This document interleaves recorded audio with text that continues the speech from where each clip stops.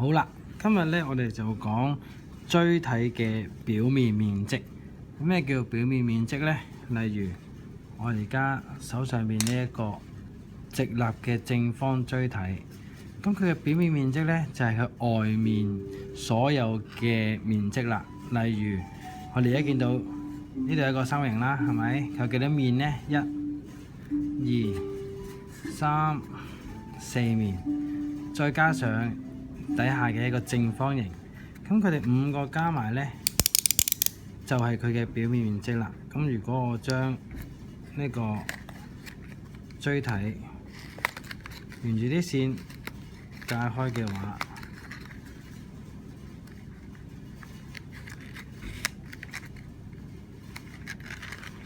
之後將佢打開，我哋可以見到佢又係由四個正方形加上一個四個三角形加上一個正方形而組成佢嘅總表面面積。例如而家我哋有一個正方形啦，再加上四個三角形，呢個就係佢嘅表面面積啦。所以 A 就會等於正方形加三角形嘅面積乘4。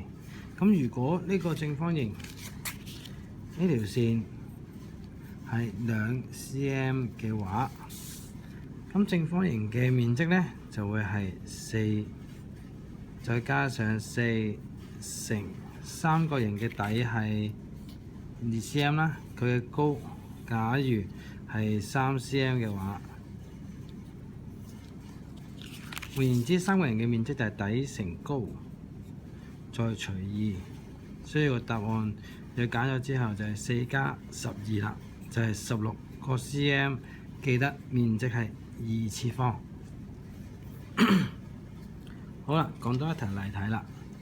好，如果好似我哋而家個圖咁樣啦，咦，佢淨係俾咗個斜高喎啫喎，俾咗個斜高喎啫喎，同埋呢度下邊呢，咦又唔同咗喎，呢兩個長度係唔同嘅話，咁下邊係一個長方形，咁我哋就可以知道啦。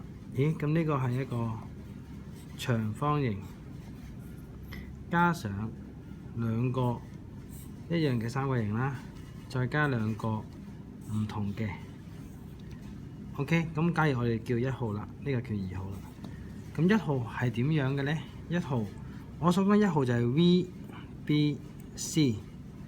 VBC 所組成嘅三角形。咁我哋點樣去揾呢個三角形嘅高呢？首先我哋畫低佢先 ，VBC 底係10個 cm， 而佢嘅斜高 VC 睇翻個圖啦，係13 cm。咁我哋利用畢氏定理啦，咁 VB 嘅2次方就會等於13嘅2次減去5嘅2次。點解係5啊？因為呢度係一半嚟噶嘛。OK， 所以佢就5嘅2次方。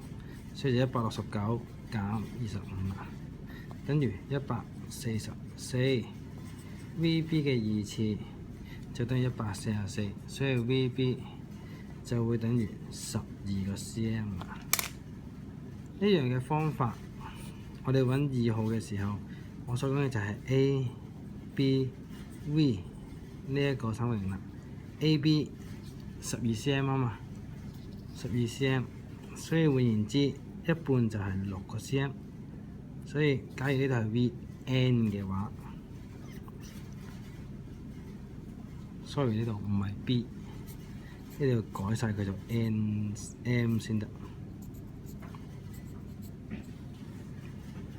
咁好啦，之後呢 VN 嘅2次就會等於 VB 嘅2次。即係13嘅2次方減去6嘅2次方，就係169減36，就等於133啦。所以 VN 嘅長度呢，就係開方133 cm。咁最後呢，你只要利用翻底乘高，再除二，同埋底乘高再除二嘅方法呢，你就可以揾到呢一個直立長方錐體嘅總表面面積啦。而呢個呢，亦都係今次要做嘅其中一樣家課。咁好啦，咁各位同學自己加油啦！